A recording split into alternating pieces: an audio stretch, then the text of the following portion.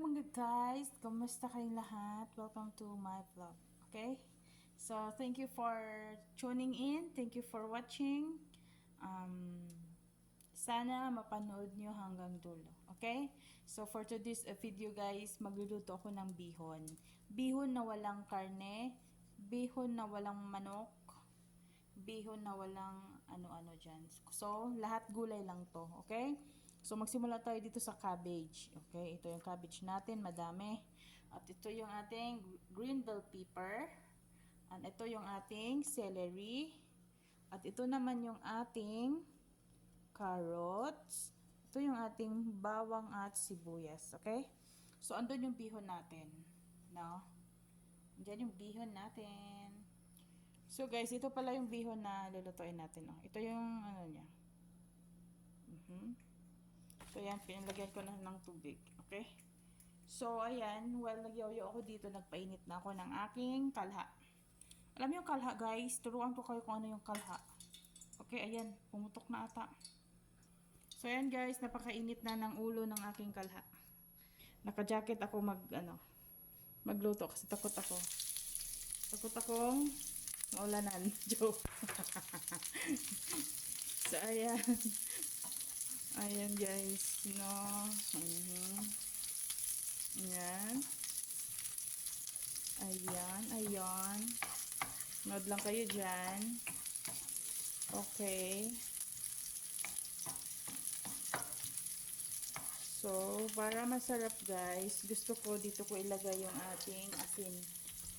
Dyan, no. So, ito yung ating Himalayan salt. Ayan. Lagyan natin ng... Ay! Ayan. Ito na yun. Madami na yun.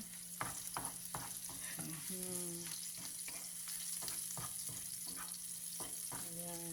Nahingi ako sa amo ko ng Himalayan, guys. Kasi healthy yung Himalayan salt. Ano? So, ito guys, is lagyan lang natin ng black pepper. Ayan.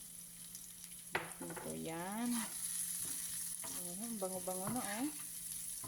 Alam nyo guys, kapag dito nyo ilagay yung asin nyo, yung mga seasoning nyo, mabango siya. I-try nyo. Lalo na sa mga gisa-gisa. I-try nyo guys. Ang bango talaga. Alam nyo oh. Bango-bango yan. So ngayon, ang next natin ilagay is yung ating carrots. Mabilis lang to kasi walang karne at walang mga gulay lang lahat. So ayan, lagay na natin. Mga gulay lang to. 8 minutes lang to guys. Kasi mabilis lang to kasi mga gulay lang. Okay. So ayan, kukuhaan muna ako ng ating pangtakip. Okay. So ayan, nakakuha na ako ng pantakip.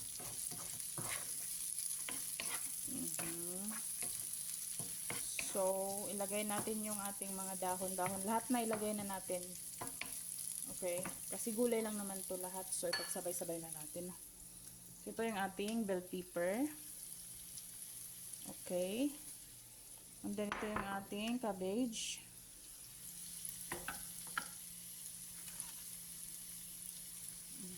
Parang madami ata. Sobrahan ata itong gulay ko. Eh, sige lang. Ano lang naman to.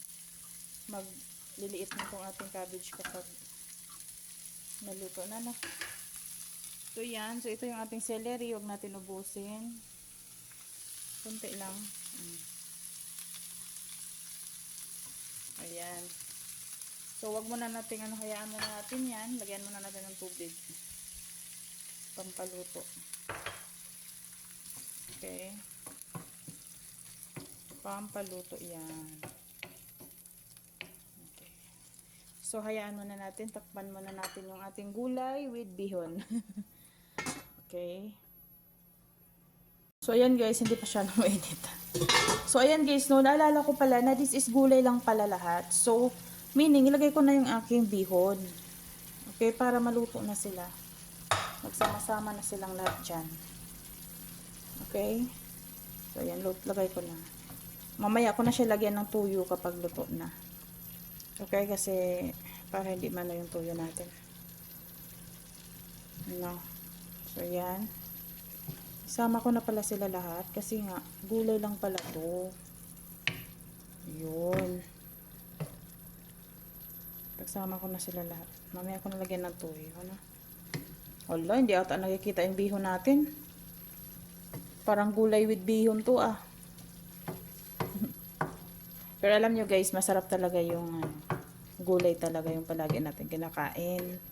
Kasi nga guys, tumatanda na tayo. Kailangan natin maging healthy before it's too late, okay? Mahirap magkasakit, mahirap may maintenance at bili ng gamot, no? So, ayan guys, takpan ko na muna. Okay? Babalikan ko kayo mamaya. So, ayan guys, no, ang ating bihon ay luto na. So, lagyan na natin ng toyo. Tinikman ko na din, ang ating bihon ay walang asin. Kulang ng asin. So, lagyan ko ng toyo para magkalasa naman.